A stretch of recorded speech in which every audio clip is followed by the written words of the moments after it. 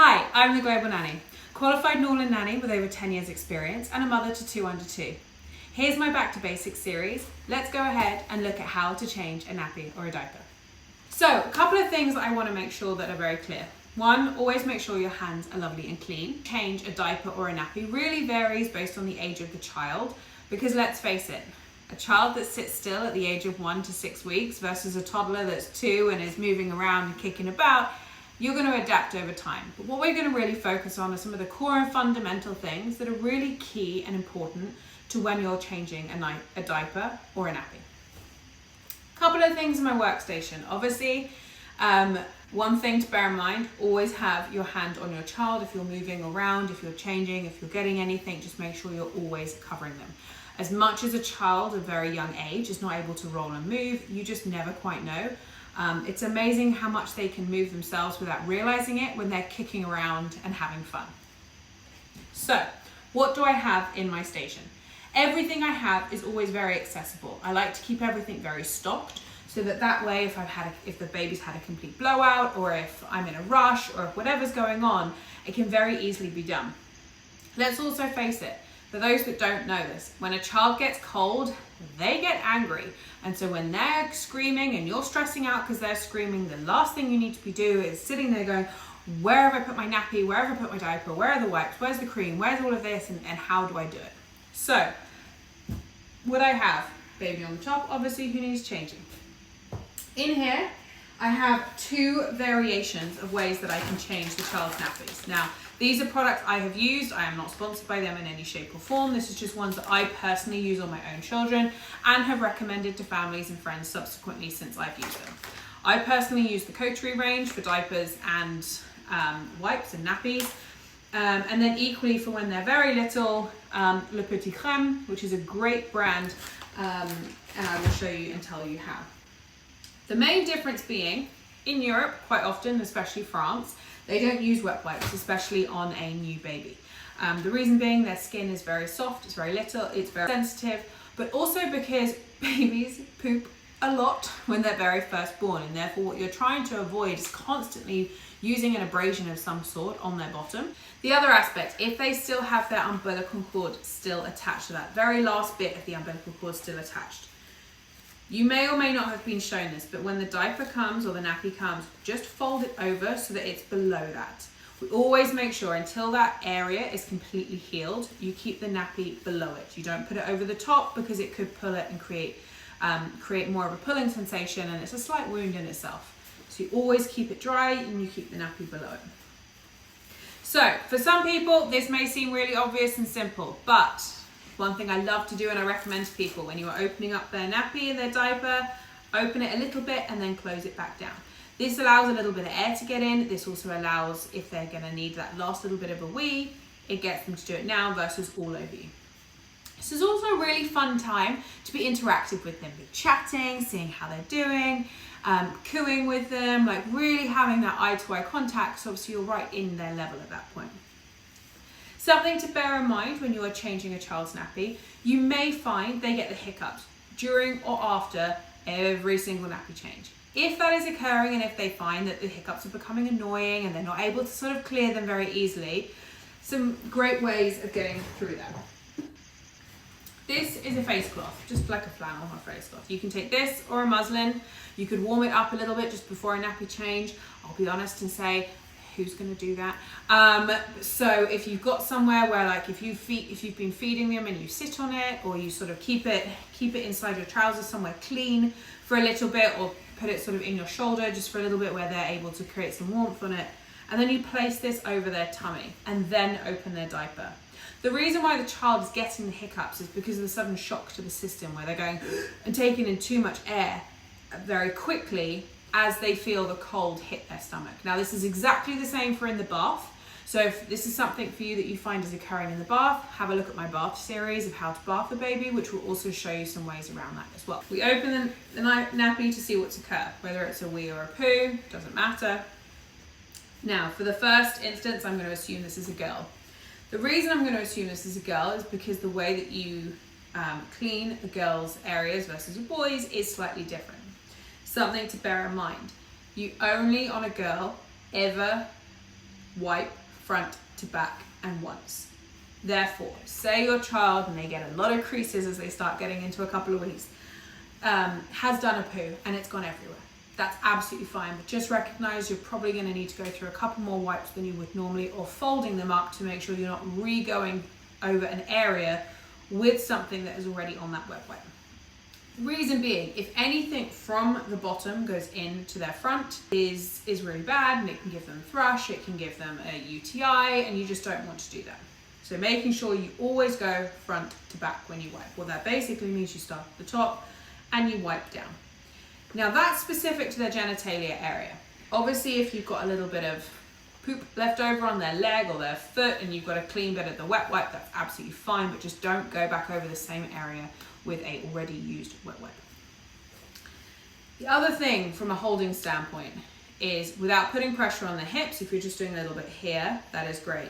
However, what you really want to do is hold on to their hip and pull them to the side so you can really get to them. Otherwise, you're pulling them up and pushing so much pressure on their stomach.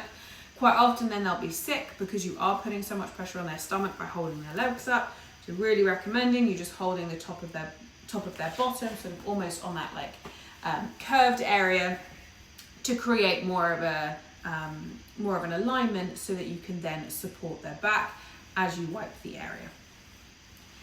If they have had a complete blowout, by complete blowout I mean, and we had this in Costco yesterday, your child has pooped and it has gone absolutely everywhere, and you're like, I need to take every piece of clothing off, I need to do everything.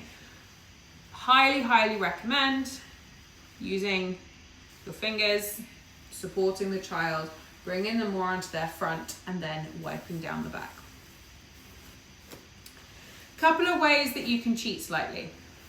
One, have your next nappy ready and available and ready to go. What you can also do, now I have a liner on my changing mat.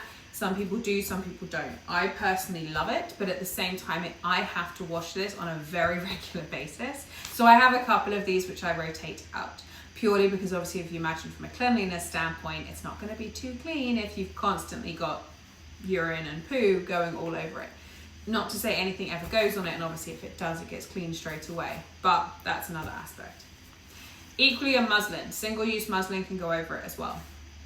Having that nappy already prepared underneath your other one is amazing. It allows for very quick cleaning. It also allows that if you suddenly are like, actually, you know, there's just too much here, I need to pull this nappy away, put it in the bin so I can keep going, that allows you to do that. Now, let's talk little boys. Little boys' body parts. One thing to be very cautious of is their weeing. They often pee when you change their nappy, and little boys, when they pee, it goes straight up.